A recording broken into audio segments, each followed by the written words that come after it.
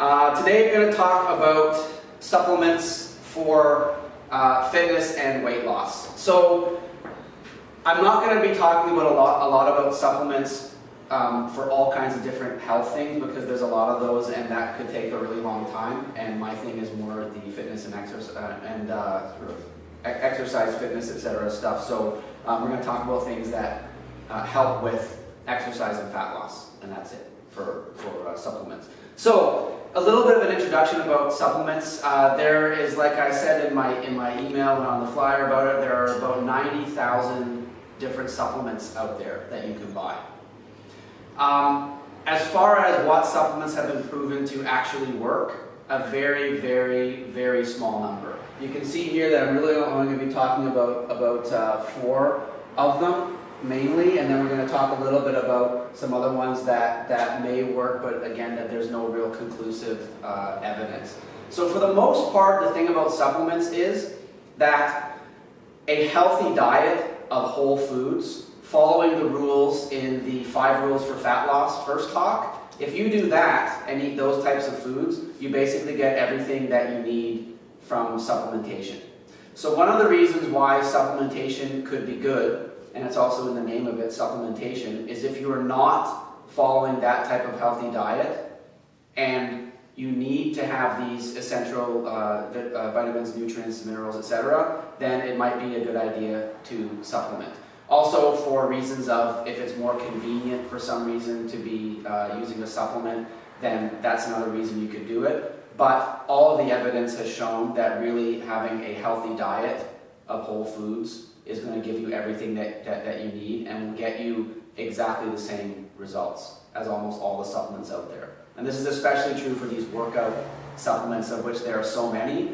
The issue with supplements as well is that drugs are very heavily regulated.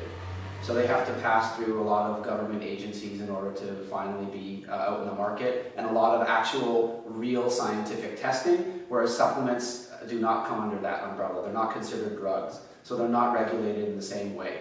So basically somebody can hear a story about how some kind of herb from the Amazon rainforest is good for something. They can then go and buy a bunch of that herb, put it in capsules, make a supplement, say that it may do this, this, and this, and put it on the market, and if people want to buy it, that's their choice to buy it. But they do not have to have any kind of rigorous scientific testing to prove that it works. They can just straight up market it.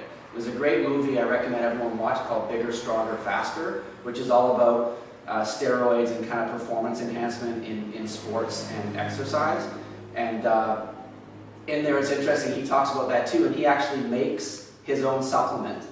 And he takes the before and after pictures for the advertisement on the same day, using lighting and the way he poses, self-tan or Photoshop, and then he makes a supplement and he puts it in a container, and it's basically ready for sale, just to demonstrate how easy it is to make a supplement and how easy it is to make an advertisement looking like the supplement actually works.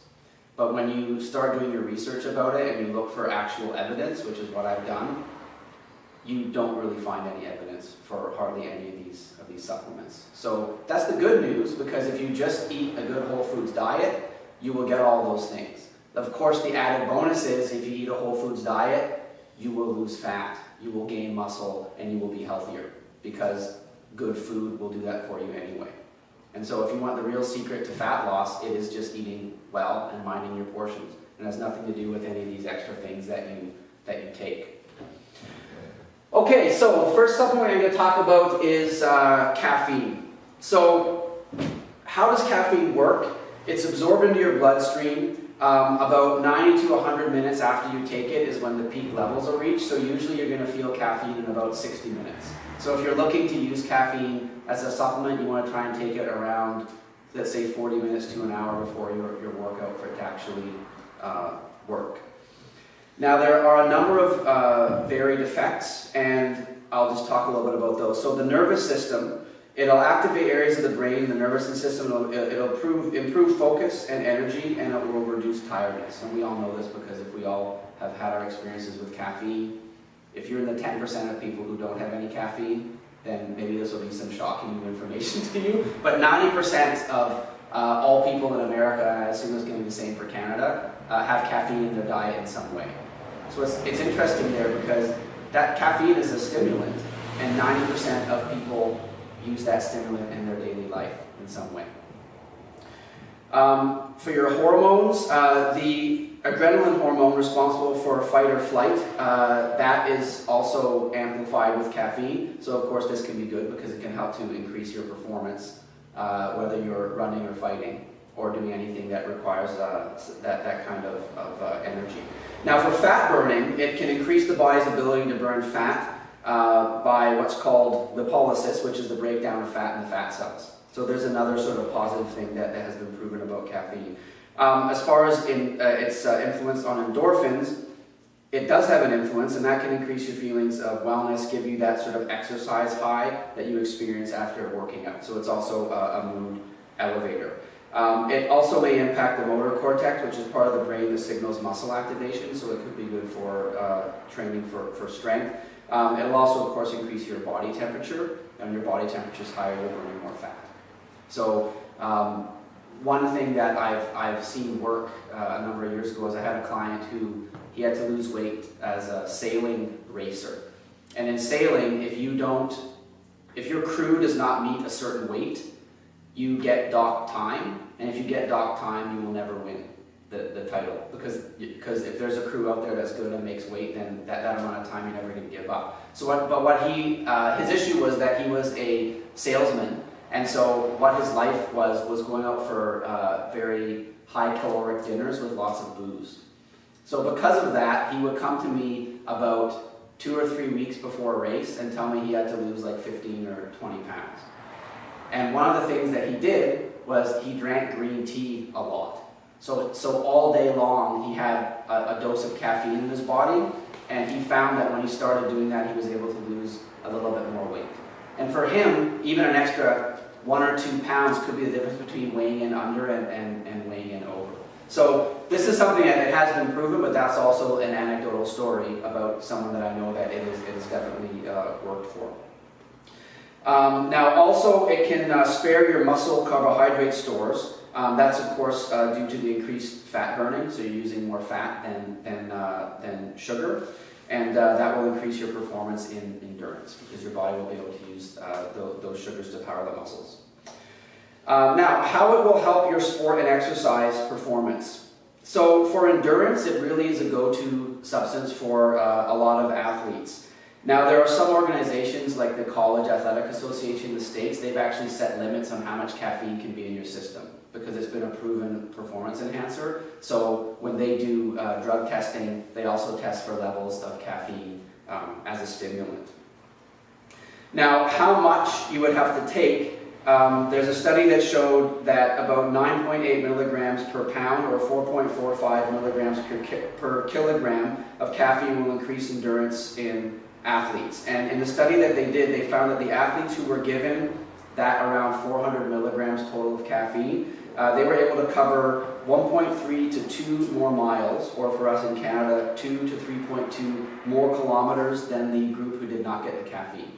So it's been proven to work there as far as endurance goes. And of course, if you can do more miles in the endurance, and if you're trying to lose fat, obviously you're going to burn more fat because you've done more work. And that's basically where a supplement like this has its benefit. It allows you to be able to do more work, which then allows you to get better results. It's the same reason why steroids work, because you can lift more weight for longer, you can recover faster, so you're going to get more benefits.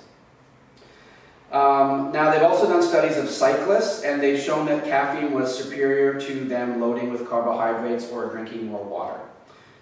It actually increased their workload by about 8%, and the carb group increased by about 5%. So also, if we're looking at competing, then you can see that 8% better could be the difference between winning or losing, rather than 5% better. They also did a study where they combined caffeine and carbohydrates, and they found that improved performance by 9% compared to water alone, and 4.6% compared to carbs alone. So if you're doing a long distance type thing. If you're kind of carb loading and then adding caffeine, that is sort of seen to be the way to get the best results in the studies that they've done. Another study is that in the 1,500 meter run, regular coffee drinkers were 4.2 seconds faster than those drinking decaf. And another study there found that the coffee helped reduce the perception of effort, allowing the athletes to work harder. And that's an interesting thing too, right? Is that if you're stimulated a little bit and you feel like it's easier, then obviously what your limit of hard work is then going to be raised, which means that you can do more. Now, high intensity exercise, it's kind of mixed as far as the evidence goes. And what they found is that it has really good results on very well-trained athletes, but people who are not well-trained athletes do not really notice much of a difference. So they've done a couple studies on recreationally active men doing bike sprints, so really quick, short distance, and they found no difference between the effects of caffeine and water. But for a competitive athlete, a similar bike sprint test linked caffeine to a significant improvement in power. So that's something kind of interesting to know there as far as your high intensity activities.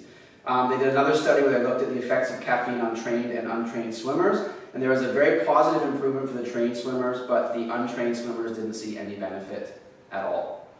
Now, that of course could also be because the people who are trained, their efficiency level is super high.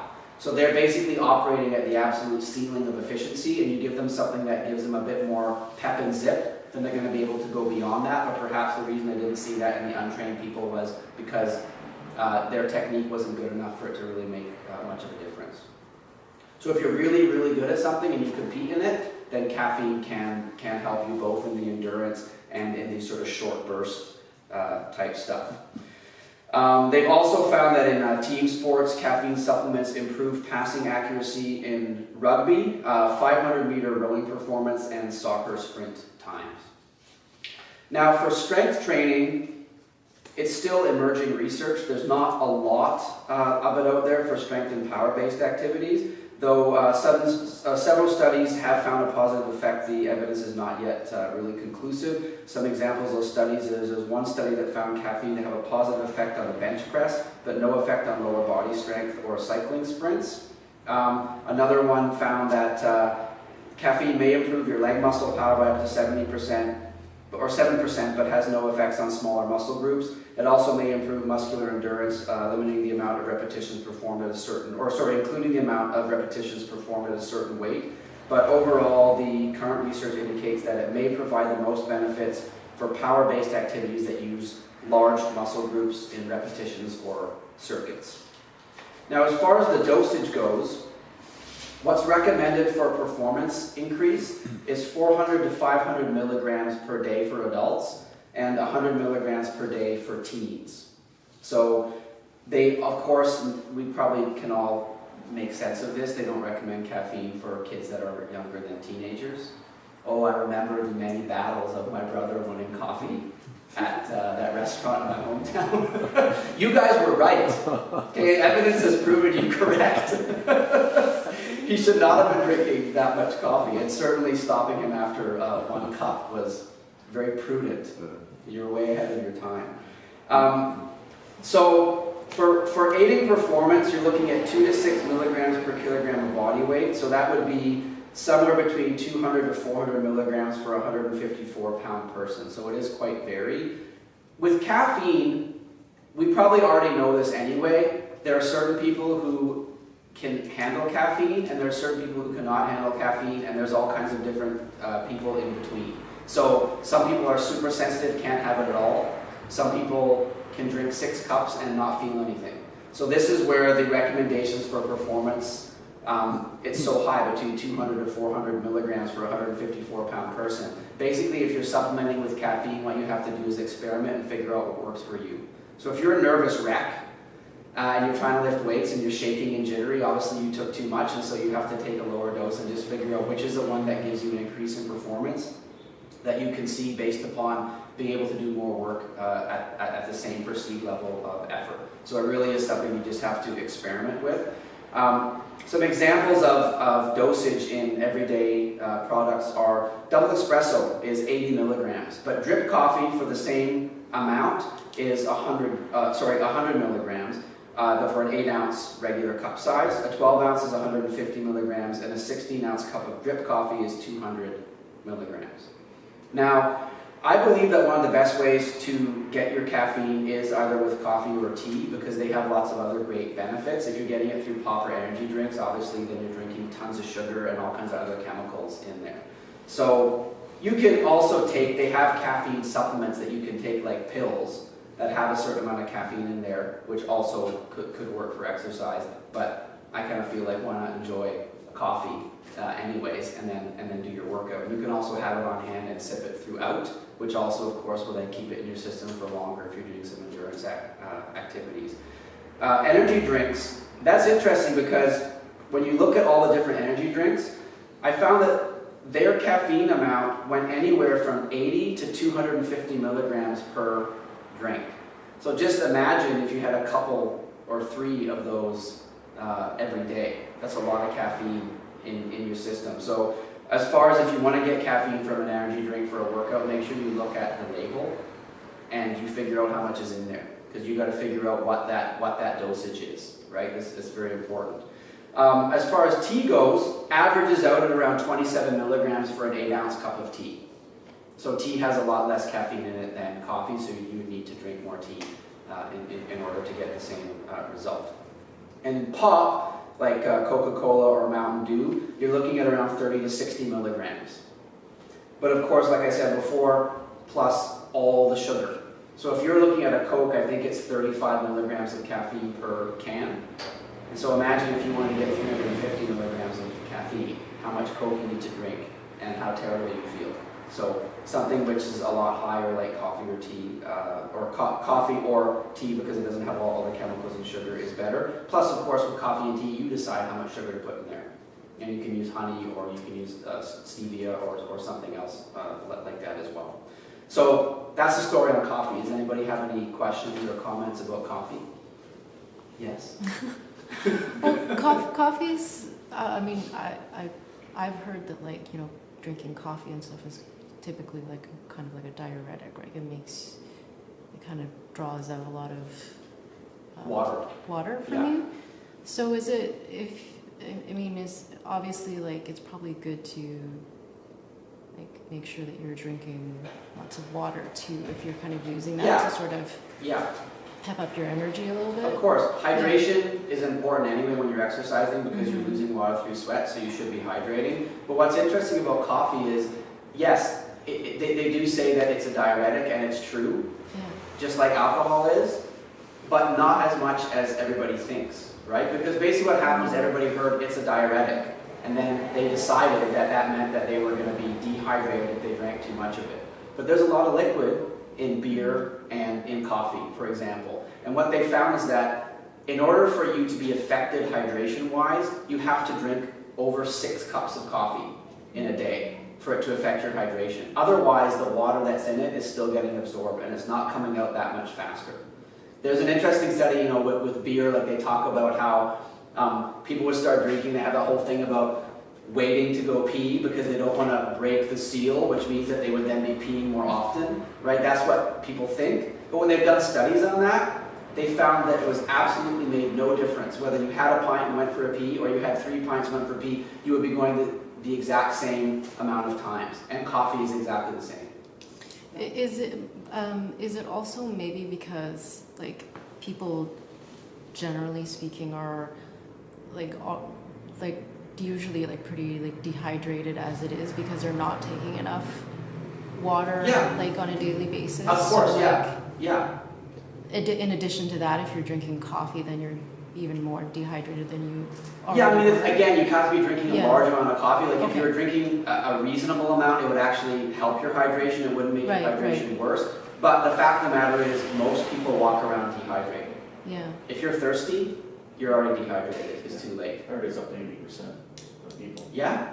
They get migraines, they get joint pains. It's all because of dehydrated. Exactly. Yeah. I mean, how many people, if you think about this, how many people are going to be drinking 2 liters of water a day? Right? Now, of course, through other things you drink, you're getting it as well. But the recommended amount of water to drink per day is 2 liters for your health. And a lot of people, they don't drink that much. right? They're just working and maybe having a coffee or a tea and not thinking about it. I'm a big proponent of everyone should have about 10 water bottles. I So- have 3-liter bottles. I have them every day, so I have Yeah, 3 liters a day. you have to have a plan, right? You have to have a plan where you have a bottle like you see a lot of times the big weightlifters, they walk around with those giant gallon bottles, or they're like a 3-liter bottle or something like that, and their thing is they have to drink that whole 3 liters that day, because people who are trying to gain muscle understand the importance of hydration, right? And so they have all their food in their bag as well, in their cooler bag, because they have to eat all this amount of time, and then of course that they're also making sure to hydrate. And we can learn a lot from them. Like, you don't have to be someone who's into bodybuilding. Look at the people at the extreme end, right, who are able to do these amazing things, and then figure out Well, what it's caffeine that's the diuretic, not coffee. Like, it's the caffeine, the coffee that's Okay. the diuretic. Yeah, like I think in alcohol, it's the alcohol in it that's the diuretic. right. So it doesn't So matter it what doesn't kind of matter alcohol drinking tea you or drink. drinking coffee, like it's or It's all, yeah. It's all. Because it's speeding you up, right? Yeah. So if it's speeding you up, I mean, it's the same reason why, like if someone takes caffeine, they might feel like they have to go to the bathroom. Right. Because it's speeding the body up, it's speeding everything up, right? So if you drink a lot of caffeine, that might be an unwanted side effect, which would make you want to be drinking less caffeine. Because maybe for some people, it might really excite your digestive system, right? I mean, a lot of people, coffee is part of their way of staying regular, Right. right? They get up, they feel regular, they have that coffee, suddenly have to go to the bathroom, right? Right. So, but again, who knows, right? It could be the caffeine, it could just be that your brain knows that when you sip the coffee, that's time to go to the bathroom, right? So there could be both there. Because, sometimes if you just sip coffee and you suddenly have to go to the bathroom, the caffeine didn't do anything, it just got into your system and it hasn't been absorbed. Anything else on coffee? We're good? Okay. The next one we're going to talk about is protein powder. So protein powder is a very easy and convenient source of complete high-quality protein. The common types you find are whey, soy, pea, and hemp. And whey is the most popular because it comes directly from a cow, and it has all of the 9 amino acids essential for human dietary needs. That being said, if you look at how many different types of protein powder are out there, there are a lot, probably thousands of different types of protein powder, made from many different types of things. The thing about protein powder is that certain ones are well tolerated by certain people, certain ones aren't. Whey protein is one that a lot of people who, if you have any kind of lactose intolerance or you're sensitive to dairy, a lot of whey protein is going to upset your stomach. Now, it does have the complete amino acid profile, but if you look at the vegan proteins that are out there, all the ones that come from any kind of other sort of plant-based protein, they have supplemented those usually with the additional amino acids. Now, an important thing to remember, going back to the idea about whole foods, is that when they've done studies on how the amino acids are absorbed by your body, they found that the best way to absorb these amino acids is through eating actual meat. Because however the chemical process is working in the real food, that's what our bodies are best at absorbing, which makes sense because of evolution. We didn't have protein powders even at the turn of the century. It's a very new thing. And this is one thing that it's important to know about supplementation, is that if you look at the studies, they found that basically every single time, whatever that nutrient you're trying to supplement with, if you find a food that has that nutrient in it and you eat the food, your body absorbs it better. It doesn't mean it doesn't absorb it from the supplement, it absorbs it better from the real food. Beta carotene is a good example. People think, beta carotene comes from carrots, it's good for all kinds of different things. Eyesight being one of them, take beta carotene. But what they found when they did studies on that is they found that the group who just ate more carrots absorbed more beta carotene than the group who had the beta carotene. Because when you look inside a carrot, there's all kinds of things in there that maybe they don't even really know exactly what they are. And they don't really understand, what is it in the carrot that allows the beta carotene to be better? There's so much more going on in there other than just the one isolated thing. So again, a good whole food diet, that's what's going to get you there. But if you feel that you need to supplement because there's something that you're missing, that's where they're going to help you. Another thing I just want to quickly mention is we live in an amazing country where healthcare is free. If you want to go get a blood test and a physical, it costs you nothing. So I highly recommend that everybody physical every couple of years. And if you haven't done a physical for a while, go and do one. Get your blood work done. And then you can also figure out if there are other things that you need to supplement, like iron, vitamin D, whatever it is. Your blood test results will often tell you that, and then your doctor can recommend those. So that's what I'll say about supplements for health that we don't really talk about right now. If you get that done, you unequivocally know, and then you can supplement and get your body together with enough of that particular thing. Now, how protein works is that it's an essential nutrient. It's, for our purposes, used to gain and maintain muscle mass. So it's one of the most important building blocks for muscle mass. That's why people drink protein powder, right? Because they want to build more muscle, they want to get more protein in their body, because that's how muscle is built.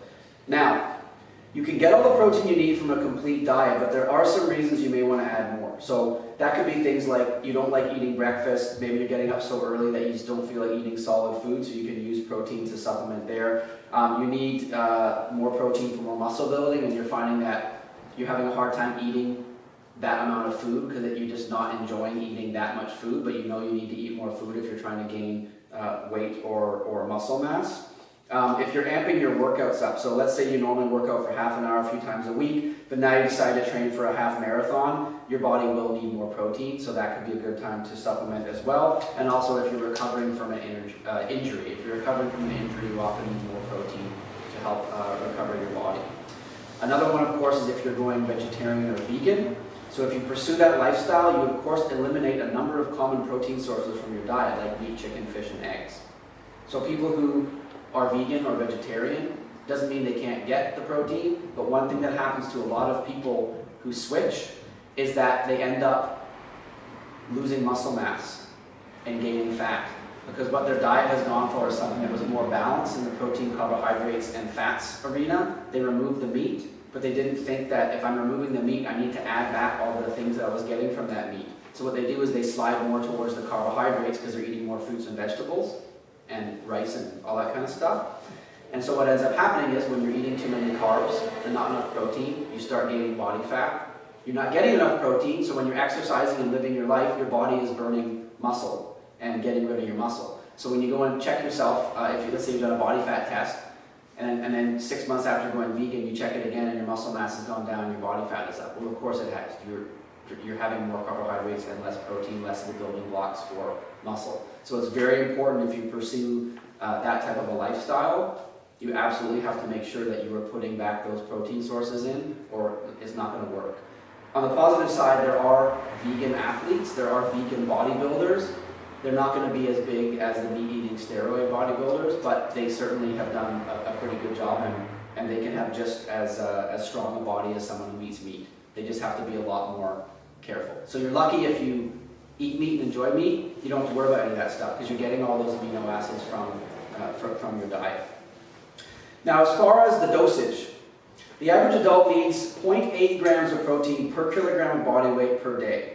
If you're taking part in, say, recreational athletics or exercising more, you're going to need to up that to 1.1 to 1.4 grams of protein for every kilogram of body weight. A competitive athlete would need 1.2 to 1.4 grams, so it's basically around the same. And those who are involved in ultra-endurance sports, where your body's taking more away from itself, you may need up to 2 kilograms per body weight. Or, sorry, 2 grams per kilogram of body weight. And for muscle mass, they're looking at 1.5 to 2 grams per kilogram per day is how much you need to actually gain. So if you're having too much, it just gets used by your body as energy, or it gets eliminated by your body and not absorbed. The issue with if you're over-supplementing with protein going above the recommended amount is that it can be harmful to your liver and kidneys. So this is very important to remember, that if you're overloading yourself with too much of anything, it can be harmful, which is why it's very important if you're choosing to supplement, you need to know that you are not going over your daily maximum that the medical community has figured out, the scientific community has figured out. It's very important. Another issue, of course, is that there are certain supplements out there, especially herbal supplements, that they do counteract or work in a bad way with other drugs you might be taking. So it's very important to remember that just because it comes from a natural source, it does not mean that it's safe. So if there's something that you're interested in taking that goes outside of things that have been really scientifically proven, but you want to try it because maybe it might work for you, you definitely want to make sure you talk to your doctor about that, and also that you look and see what the dosage is. Because like I said before, it's not regulated by the FDA in the States and whatever our drug agency is called in Canada. So that means that they can have a crazy high dosage that they think is going to be good, but that might not be good for you. So it's very important to do your homework on that stuff. Now, here's just kind of an example as far as the whole foods go. So if you're an adult athlete, you want to build muscle mass, and you weigh around 165 pounds. The most protein you would need per day is 150 grams. So a 4-ounce hamburger has 30 grams of protein, 6 ounces of tuna has 40 grams, and a single ounce of cheddar cheese has 7 grams. So if you eat just regular food, you can get enough protein to get yourself up to that 150 grams per day.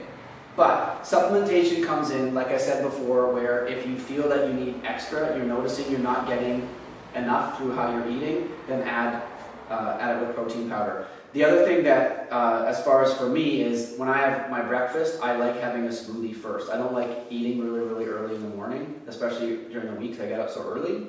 So I make a protein shake that's got protein powder in it, it's got carbohydrates and fats, and I find that really works well for me. But you know, if you're on the run, if you know you're going to miss a meal, it's really good for that too, right? If you know that you're going to have this lunch meeting, you're not going to be able to have lunch, and then you're not going to eat till dinner, you can make yourself a smoothie with protein powder in it, because everything you eat should have protein, carbs, and fat in it. So you can then use that as a replacement as well.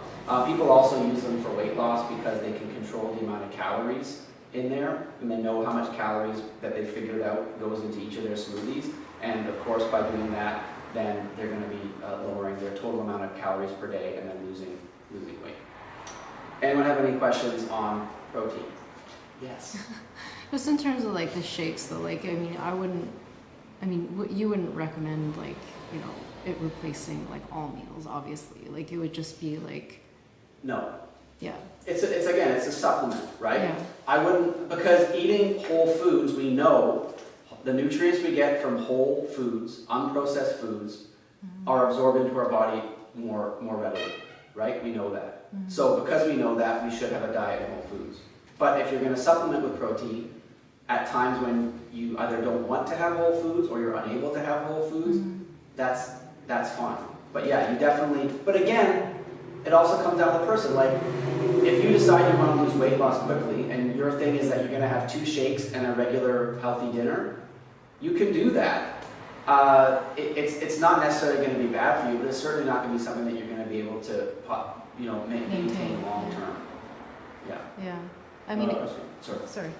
No, I was just gonna say it would probably be healthier than like those like juice cleanses that people do, which I don't. Yeah, because if you're making a smoothie, you're probably using whole food anyway, right? Like you're using, some kind of a milk of some sort. You're putting in some fruits and vegetables, hopefully, right? You're going to put in some greens and some fruit. So you actually are eating whole food. The only issue there, though, is that when you really blend stuff up a lot and you make it smaller and smaller, it's not as easily absorbed as it is when it's chewed and it's more fibrous. It's more readily absorbed in that manner. Jen? I find that, I won't say the products' names, but they direct them towards seniors, loose and leaf. If you read the labels, it's almost all sugar. Mm-hmm. And that's another misnomer that they kind of trick people into, like, hey, have one of these and you'll be like running around after your grandkids. But the idea is it's mostly all sugar. Yeah. And so you gotta really read the labels on what you're buying. And it's exactly right. It's unregulated. Yeah. So they can make these claims, but they don't have to pass any rigorous scientific testing. It's basically up to the buyer to be aware, right? And perhaps some seniors might want to, they want to have a liquid breakfast. Yeah. So I would suggest like the protein powders that you do get at the health food store that you watch to see what the sugar is. At least you get the benefits of it then. Yeah, or what kind of sugar. Like the one that I find that I tolerate best is a vegan protein powder. I'm not vegan, but I've tried many protein powders over the years, and that particular brand, it's called Iron Vegan. I also like it because there's a hand with a kettlebell on the logo. That's dreamy to it for sure. Yeah. But those ones, they are not sweetened with anything that's not natural. So I think Yeah. that sweetener is maybe stevia Yeah. that they use. Something they use if they use Dutch chocolate or whatever it is, but they actually give you all the ingredients, which is kind of cool. Yeah, and you should have something that has all the ingredients because you got to be careful. I mean, sugar is hidden in everything. Yeah. When we did the Whole 30, where you do 30 days without sugar, alcohol, or grains, we found that stuff that we would just take off the shelf and never think about had sugar in it. Like we wanted to make a stew one night. So I grabbed our organic chicken broth to make the base of the stew. But of course now we're reading labels because we can't have any sugar for that month, that 30 days. Cane sugar in there. Yeah. I had no idea. I had just bought a pack of like 6 or 8 from Costco, thinking, yes, this is going to be great for Whole 30 because we're going to be able to make these nutritious stews and they taste really good and we can control anything that goes in it. And then we had to go out and find something that didn't have sugar in it, which was next to impossible. And then sometimes you just had to make it with water Yeah. because it was really hard to find. Yeah, or get like a vegan stock cube or something like that that doesn't have sugar. But it's quite surprising how many things have sugar in Go them. make it It'll really yourself. blow you away when you look. Yeah. We good on protein? No, I was just gonna say too that you can get like, obviously like protein powders that don't have any sugar in them, the unflavored ones. Yeah. Taste Yeah. that good, but if you mix them in with other stuff, obviously it's not. Well, exactly, yeah. I use unflavored for a long time. I use vanilla now because they use natural vanilla in this vegan protein powder, so I like that taste. But before I only use the unflavored. A new one that just recently came out actually is Cricket Protein. They have that over at Pure Pharmacy. So all the stuff I'm talking about today, they have over there at Pure Pharmacy. If you're interested, I would recommend that you purchase them from the local business. But yeah, like Cricket Protein, that's kind of a really emerging protein because it has the complete amino acid profile since it comes from an animal, or an insect, I guess. But Insect. Remember the animal kingdom, right? Yeah. And it actually just tastes like nuts. So if you can get over the fact that you're eating cricket completely safe, you're actually being a steward to planet Earth because the way that it's produced takes way less energy than a lot of the other protein powders. It's sustainable Especially less source. energy than cows. Sorry? No, I was just saying it's a really sustainable source of protein. Yeah, super sustainable. All you need is this giant tent Full of crickets. and full of crickets. And their life cycle is not long. So you can get a large volume. And there's actually a few companies in Canada that are starting to do that. They're starting to make their business of growing crickets and making cricket protein powder. At this point, we've looked into it. I don't know if that one company does a natural cricket protein powder without any flavorings. I think they're worried people aren't going to like the flavoring. But at certain health food stores like Choices, you can actually get cricket protein unflavored. The only disadvantage there is it's very expensive right now because it's not something that's being mass produced. If you're okay with chocolate flavor, they have some on sale over there for a very reasonable price at Pure Pharmacy. I checked that out yesterday. So it's good to try for sure. Especially if you're not tolerant to whey protein, try that out and see if it works. Okay, the next one we're going to talk about is greens supplements. So of course these aren't going to replace a diet sufficient in vegetables, but the blend of antioxidants, enzymes, phytonutrients, vitamins, and minerals in these products can be extremely helpful. If you add a serving of these to every protein shake, that's a good strategy. But I will say, you could also add some kale to that and get basically the same thing, right? And it's an actual fresh veggie. So where they're also good for is if you're traveling or on the run and you want to make sure you're getting your amount of greens and you don't feel you're getting that from your diet, they can be good for that too. But the old morning comes back, look at it, see what's in there, and make sure that the serving amount that they're telling you is not exceeding your daily limit for those vitamins and minerals. Because those daily limits are there for a reason, since studies have found that overdoing certain vitamins and minerals can be harmful to you. So it's very important that you're an advocate for yourself and that you read the labels. These green powder ingredients have been linked to improve exercise endurance, diabetes management, and blood lipid levels. So one study of 40 men and women reported in the Journal of Chiropractic Medicine, those taking a fruit and veggie powder blend daily for 90 days did reduce their blood pressure. But if you can just eat more fruits and vegetables, it'll do exactly the same thing. All right? So again, it's supplementation, not something that you're going to use all the time. Because eating your vegetables in whole form has been linked to longer, healthier lives, and the powders, of course, are designed to just help you out a little bit. If you want to get out of eating broccoli because you don't like eating it, not going to happen. Okay? And you could also, if any of you have kids who try to say, I'm going to have a green drink instead, you can tell them, no, no, no. Science says that's good for supplementation, but you still need to eat your broccoli.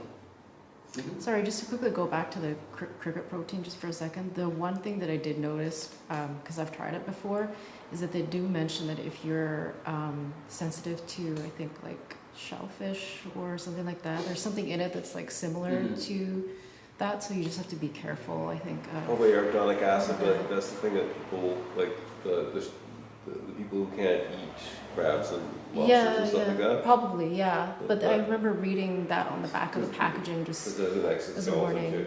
too. Yeah. And this is also where it's important to research. Like anything you're going to take, read about it. I mean, we live in an age where you can read about it on multiple different websites. You can look up scientific studies, all that kind of stuff. So it's a really good idea to make sure you look into everything you're going to put into your body that's not natural food that you know about, because it may contain things that aren't going to be good for you or that you have a sensitivity to.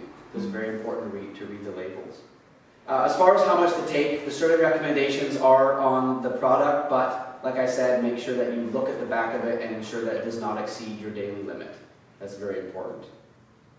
All right, are we good on the greens, or do you have anything else we want to talk about with the greens? Greens, good. Okay. Next we're going to talk about creatine. So this is a compound that is stored in your muscles and supplies them with energy. Your body will produce about 1 gram a day, and you do get some from eating animal-based foods like beef and salmon. For example, salmon is about 500 milligrams in a 4-ounce serving. But it's only when you take much larger amounts from dietary supplements that it might improve certain types of performance. So you have to take it from a supplement to improve performance. They can increase strength, power, and the ability to contract your muscles for maximum effort, but the extent of performance improvements from creatine supplements, it differs among individuals. So this is just like with caffeine, you have to do some experimentation to see what dose is going to work best for you. That's within the recommended guidelines.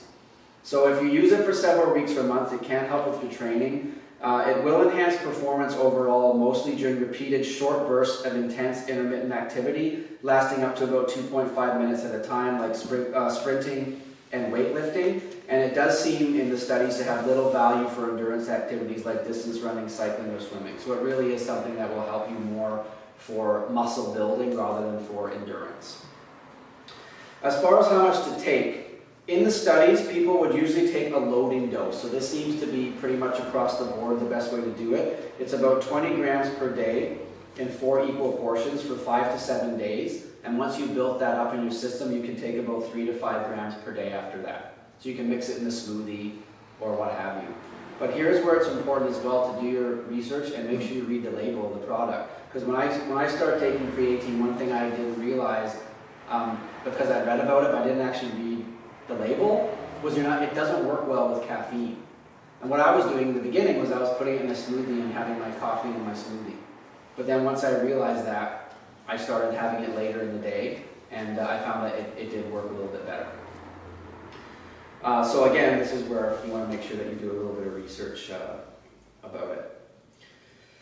Okay, so yeah, so that's basically it for creatine. That it really it does help with more energy for short burst activities, and I have noticed myself it does help with weightlifting. Like you're able to do more than you were before you started taking. That's basically the idea. So it's kind of like, if you think about it, it does sort of the same thing that steroids do on a much larger scale. It allows you to work out in these short bursts of high intensity for a little bit longer, which means you're going to gain more muscle mass because you have been able to do more work, thereby getting your body to adapt quicker, and it also aids the recovery of your muscles, which means that you recover faster and therefore are able to do more hard work. No, go ahead. I mix it with my vegan protein after my workout. No, if you do it before, what's the time frame on when it works, or is it just keeping that level up? It's keeping the level. Okay. So that's why I do the loading dose, Yeah. and then you just have your kind of daily dose, and just sort of stays in the body. So Okay. it doesn't necessarily really matter what time of day that you take it. Okay. Yeah. So I mean, I would imagine that if you're gonna be timing it, there's not a lot of evidence out there that says yes or no. But if you take it before your workout, that might be the best time to take it because they'll be more readily available. But you gotta make sure you take it like an hour before or so it actually gets absorbed into your system. I find it binds better with the protein in the same glass, whereas if I do it separately in water, it takes forever of stirring to get it to dissolve. Would warm water help or no? Warm water might help, like you can try that. I'm not sure because I always usually just mix it in a smoothie or I just stir up the water Yeah. and I drink it really fast. Okay, yeah. Because I've noticed the same thing, right? But basically all I'll do is just drink it so fast that the powder is still floating around in the water, or I'll put it in like a shaker cup Yeah. and I'll shake it real quick and I'll drink it really fast and then I'll shake it again and I'll drink the other half or whatever, and that seems to work well. Yeah. And what is it doing exactly? Are you delivering more energy to the muscle, or are you moving waste from the muscle faster, or are you building the muscle with it? Like, what is it? What's So basically, it actually doing? it supplies your muscles it helps to supply your muscles with energy. So in the chemical thing that's happening when your muscles are working, it is one of the building blocks that helps that chemical process work. So when you have more of it in your muscles are able to produce more energy and do more work. Okay. That's the basic simple explanation, is that it allows you to do more. Because You know my secret. No, I'm just I've been wondering. yeah, and it's just that simple, that because in that chemical process, creatine is used as part of that chemical process that allows your muscles to do things. When you supplement with it, and because there's more in there, it allows your muscles to do Right, so more. it's in the metabolic chain. Like Yeah, ATP. like within the cells, exactly, within that chain, yeah. So it helps with replenishing the ATP stores to allow, and it replenishes them more quickly because there's more of it than is naturally in your body. Yeah. One thing that people notice oftentimes as well with creatine supplementation is it does fill your muscles with more water. It retains a bit more water in your muscles to help them to work harder. So you oftentimes do notice you get a bit of a pump, and that's why some people who are into bodybuilding really like using creatine, because it's natural.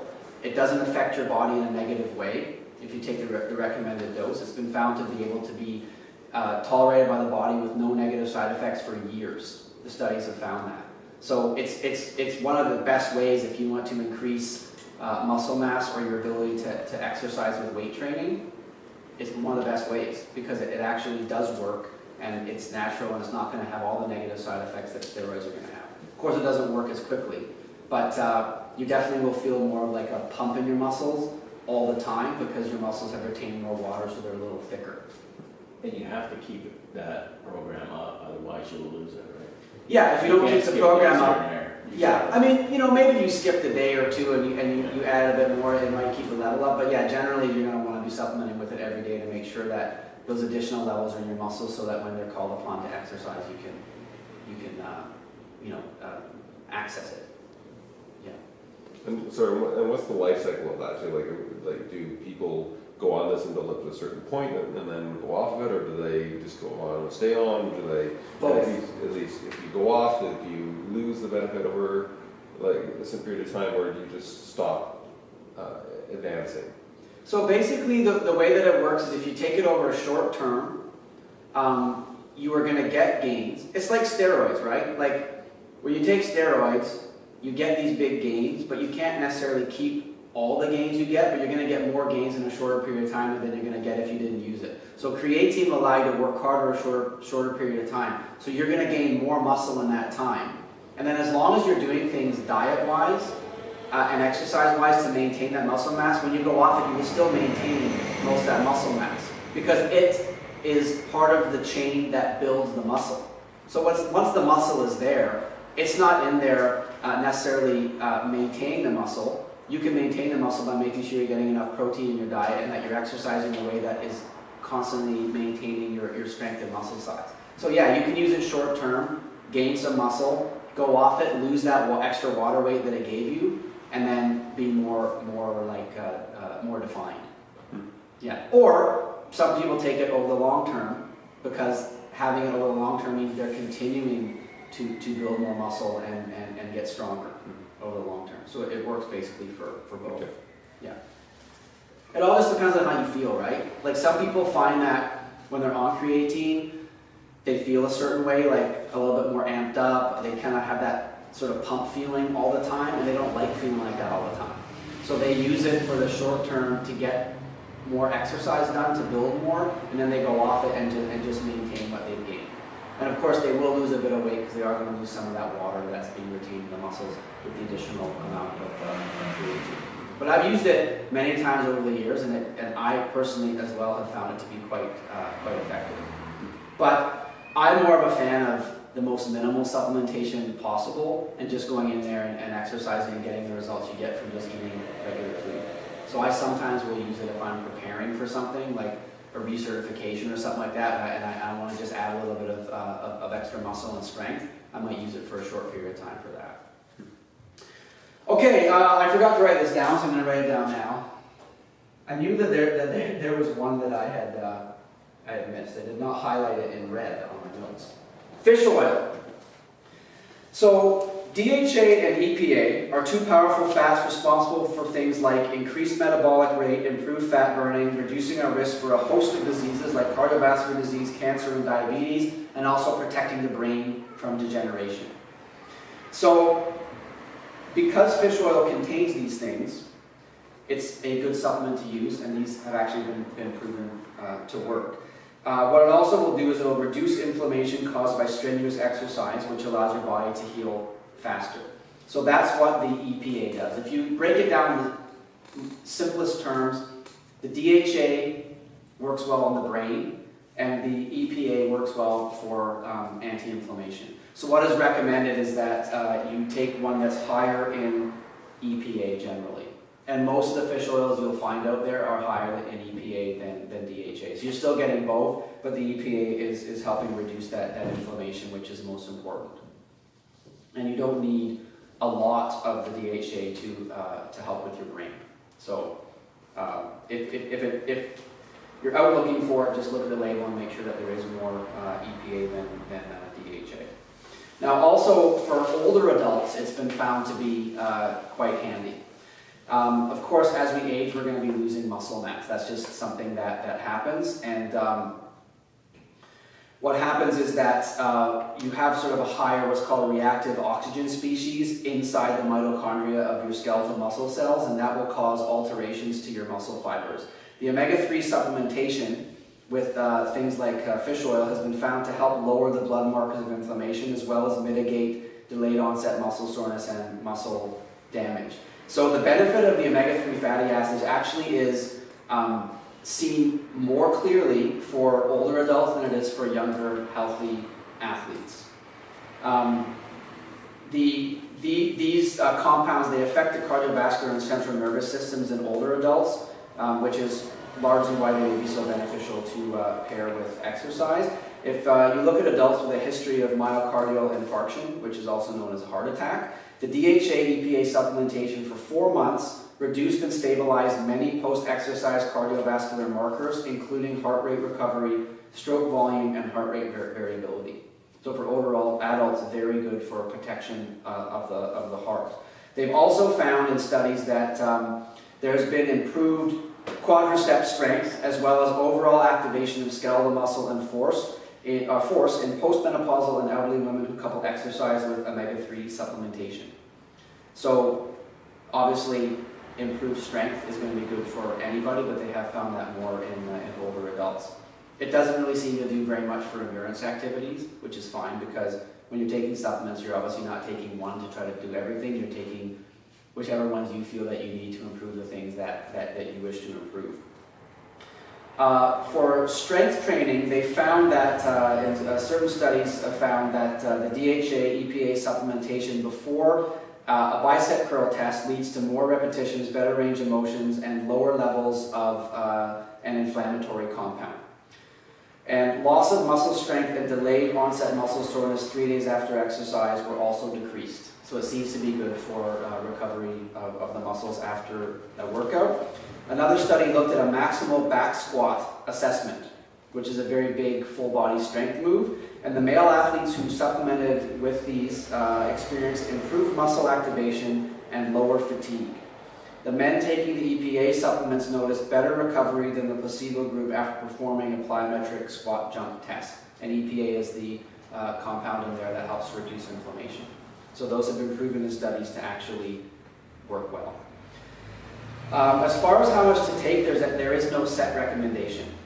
There are recommendations for total omega-3 intake. The sort of reference daily intake is 250 to 500 milligrams. When you're buying a fish oil supplement, you want to make sure you read the label to determine how much EPA and DHA is provided.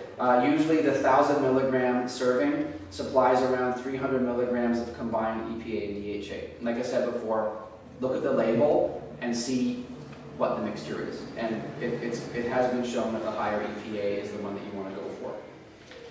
If you're a healthy individual, you're looking at 1,100 milligrams for women and 1,600 milligrams for men daily. Most people, of course, will get omega-3 in their diet from foods like flaxseed, soybean oil, walnuts, and other nuts, but most of these contain what's called ALA. And your body can turn that into EPA and DHA, but it will likely not form high enough levels of that. Unless you come from Northern Europe and you're eating about 2 portions of oily fish per week. And that's about 224 grams or 8 ounces. So it's really that oily fish that you have to be eating to really make sure that in your diet you're getting it, which is why the supplementation is so popular, because we don't tend to eat as much of the small oily fish as they do in those Northern European countries. So what they found as far as a maximum level per day is 3,000 milligrams. If you look around the internet, there's lots of different advice that you will get. Like there's one strength coach in the States, and his method of supplementing his athletes is he tells them take a whole bunch. So he starts with a large dose. How do you feel? Is your stomach all messed up? Take less. Finally find the maximum amount you can take that your stomach feels good with, and then that's the amount that he advises them to take. Because again, there's not a real recommended level, but it looks like somewhere around 3,000 milligram is what's sort of accepted generally. So this is, again, it's up to you if you wish to experiment, but if you're looking at what has been deemed the safest, it's around 3,000 milligrams per day. Anyone have any questions on fish oil? Fish oil is not the stuff in that can. Is it the liquid? Just the water? That's just water. That's right. Yeah. Yeah. It's actually, so you would get it in Sardines in that? sardines, yeah. You can get some oil, you can get tuna fish with oil. Oh, that's... Olive oil, yeah. But what you're looking at from the oil from the fish. Like Right, the right. fish's natural oil is the oil that you're going to want. So however much the fish's oil has seeped into the olive oil, I don't know if you want to drink that, but you probably would prefer a flavored fish oil supplement. Now, one thing about fish oil supplements as far as economics goes, buy the liquid and take it by the teaspoon. You get way more for way less than if you buy the capsules, because obviously those capsules had to be made, and you end up paying more money for, I guess, the manufacturing cost of the capsules. Maybe it's because of the convenience as well. They know that people will pay more for it if they just got It takes them longer with the eyedropper for each capsule. Exactly, yeah. That one person, and then they get a lighter and they seal the end up. Yeah. That's probably why they got to pay that person to do that, right? Yeah. So get the liquid. The liquid comes in many great flavors. You can. I don't even know if you can get the liquid now that's not flavored. And there's a lot of great Canadian companies that make it as well. So it comes from like more local seafood sources generally. Are we good with fish oil? Yes. I just had a quick question. So I guess like just eating regular, like instead of the oily fish, is just like having like regular fish more often. Is that not enough in terms of like the? I'd have to look into that, but you would want to then do some online research and That's figure true, out what yeah. type of fish do you like, find out how much of those are in the serving, and then do the math and figure it out. We know that there's much more concentrated in the small oily fish. Yeah. So if you're eating more of those fish and you enjoy that, But not as many people enjoy those fish because they're very fishy and they really smell. I mean, everyone has probably had the experience of that person at work who shows up with like a can of kippers, and then the entire office smells like kippers. And God help them if they put it in the microwave, right? Then it's like days worth of fish smell. Whereas if you're doing a larger type of fish, it doesn't smell as much. So it's an easy way to make the fish stop smelling. Just cut out his nose. That's good. I'm going to leave that in, Jess. I'm not going to edit that one out. That's a good one. So as far as supplements that help with exercise performance and fat loss that have been scientifically proven, these are basically them right there. The caffeine, the protein powder, the greens, the creatine, and the fish oil. I'm going to talk a little bit about 3 other ones that have, again, there's not a lot of evidence showing them, but there's a lot of anecdotal evidence showing that they may be good for you. And also, people talk about these ones a lot these days, so I wanted to talk about them just so you didn't think that I was missing them. Number 1 is multivitamins, or if you're from the UK, you call them vitamins. Multivitamins. There's no scientific evidence that shows that using multivitamins helps. There isn't any. You can get everything you need from a healthy diet. If you're deficient in any of them, that might be where you might want to supplement. But you might want to supplement with that vitamin or mineral directly, not necessarily taking one every day. That being said, a lot of people in the world take multivitamins every day. I take multivitamins myself. I don't know if they really are helping me. I don't think that I've actually felt an effect, but I don't feel that it could be harmful in just making sure that I have the right amount of vitamins and minerals every day, as long as I'm not exceeding that in my diet. But as far as hard science goes on them, there is no conclusive evidence that they actually do anything. So that's kind of more of like a choice. They are recommended by medical professionals, but there isn't any data that really says unequivocally that they're going to help. So if you're taking them or not taking them, you most likely aren't going to notice much of a difference. So if you do take them, you can keep taking them, that's fine. If you don't feel like you absolutely have to. Probiotics and digestive enzymes. Has everybody heard of probiotics and digestive enzymes? Yeah. Yeah, if you've been on the internet at all in the last number of years, you're going to have heard about those, especially if you look at anything as far as like health related. Now, they do act as a very powerful 1-2 punch for people who have digestive complaints or inadequate gut health. Also, if you haven't been exercising regularly or paying attention to good nutrition, that's probably you. But of course, everybody here exercises regularly and eats well, so we don't have to worry about that too much. Right? Certain bacteria do help to treat some gut disorders, but they don't have any known benefits for healthy people. They can, of course, be good to improve your gut health, as well. It will enable you to better digest and use the nutrients in food. So the bottom line with these things are, yes, they are proven to help with people who have issues that they need to improve their gut health. But a normal, healthy person who doesn't have any of the digestive issues, they have not been proven to help. So if you have digestive issues, and probiotics are recommended, and they help you to then regain control of your digestion and make it more normal, you are going to absorb the nutrients from the foods that you eat better, because they are staying in your body for that period of time, and most of the time if you have stomach upset, obviously things might be getting eliminated too quickly before they get absorbed. So that's where it's really going to help. So that's important to know, because they really are out there a lot in the media, and they're out there oftentimes as things that everybody should be taking. But all of us do not have wrecked gut health. Most people, your gut is fine. And so if it's fine, you're not noticing these issues, what you would want to do is stay away from foods that you know bother your stomach. But you don't need to be taking digestive enzymes in order to make that happen. BCAAs is the final one I'm going to talk about. This is branched-chain amino acids. So you get these from animal foods like meat, fish, and milk. Your muscles can use these to provide energy during exercise. They're also something that if people are looking for natural supplementation to help build muscle, they're often steered towards branched-chain amino acids. But there is very little evidence that they're going to improve your performance in endurance endurance activities. They might help to increase your muscle size and strength together with a weight training program, but it is absolutely not clear whether or not taking these supplements is any better than just eating meat. Okay?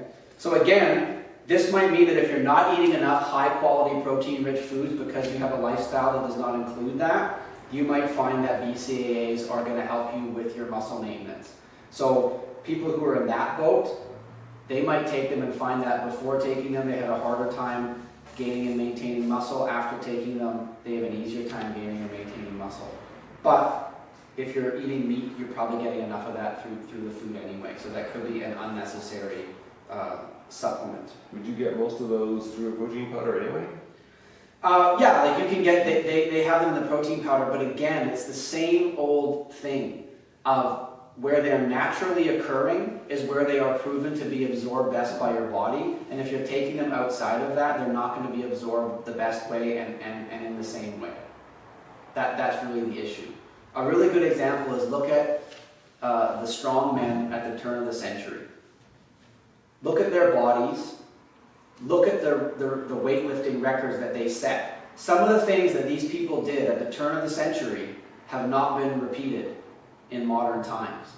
So they were not less strong than we are now. Look at the pictures of them. Rippling six-packs, unbelievably good-looking bodies, no supplements, no steroids, no powders, pills, nothing. Just regular food. And a lot of them smoked cigars and drank a lot of wine and led a very decadent and very what they would consider to be very fun lifestyle. And they still look like that because they ate good, whole foods, they strength trained in an intelligent way, and by doing that, they gained something that, look at those pictures, that's what everyone's trying to gain right now. Look at a picture of a guy named Eugene Sandow. When they have the trophy that you win for the Arnold bodybuilding competition, it's called the Sandow. It's a statue of Sandow posing because he was considered the world's most perfectly proportioned man at that time. And what he did was, he looked at Greek statues, and like that statue, like Michelangelo's David. I guess Michelangelo was Italian. Indeed. Yeah. So, looked at Michelangelo's David, and he actually looked at that, and when Michelangelo made David, he made it as sort of like the perfectly proportioned person, and Sandow basically made his body look like Michelangelo's David. And he did all of that without any of these modern things that we use. And it's very important to remember that, because if he did that at the turn of the century, we can all do that with discipline and hard work now. We don't need to have all of these different, 90,000 different things that are out there trying to tell us that they're going to help us gain these things. People at that time gained exactly the same thing by not using any of that stuff. So if we feel we need to use them, that's fine. They definitely can help, at least the short list of the ones that have been proven to help. But everything else is not really necessary, and you can definitely achieve those goals without it. Sorry, just to go back to the probiotics. We can't go back. Why not? Okay. just really quickly though. Yeah. Although the average person, I agree with you that the average person doesn't require probiotics. So the one thing that I have heard, and even just from like my family doctor and stuff, is that if you are going on something like antibiotics or something where it could potentially be killing some of the good bacteria in your gut, sometimes it is good to actually supplement with probiotics at the same time, just so that you're regulating that, because that's like a very big cause of a lot of people who, if you use too much antibiotics, it often does sort of kill a lot of good bacteria. Of course, and that's exactly it. Like if you have a pre-existing issue, however it was caused, probiotics will help you to rebuild that gut bacteria. But if you're a normal, healthy person who doesn't have any of those issues, whether caused by medication or caused by just the fact that that's what your gut is like at that time, for whatever reason it became that way, you don't really need it. Yeah. So the presentation. Sorry. So you're going back to like Eugene Sandow and take all these things. Yeah. But did they just do like the science of the day where they would be having, I don't know, like have a dozen raw eggs shaked up and with hot sauce or something like that? Where they I'm sure that they drank like gallons of milk to get extra protein, right? And to get the BCAAs and to get all those things that you need. But they were only eating whole foods. Right. Steve, Yeah. also, the food in those days was unadulterated. Mhm. The way the food is today with That's the right. hormones and all that kind of stuff was Yeah. added in. And Yeah. you look at the way we produce eggs, Mhm. what happens to those poor chickens unless you have organic eggs? Yeah. So that may have been a little bit to do. Of course, because it was real food, right? Like what we call organic now, back then they called that food. Yeah. That's what it was known as. Yeah. Just before I finish, like a good example of that is wheat. When they changed the wheat, genetically modified wheat, to make it be able to be produced quicker, right? Because they needed more, and the old wheat wasn't being produced quickly enough due to the demand. Back then, when they changed it, they weren't able to do what they can do today, where today they can change it and it basically stays the same, it just is able to grow faster. But they're still using that wheat that they changed back then. And why everybody is having a hard time with gaining weight on eating the wheat is because that wheat, when they changed it, an additional protein was created that takes away the satiety or satiety hormone, which then means that you're going to eat more.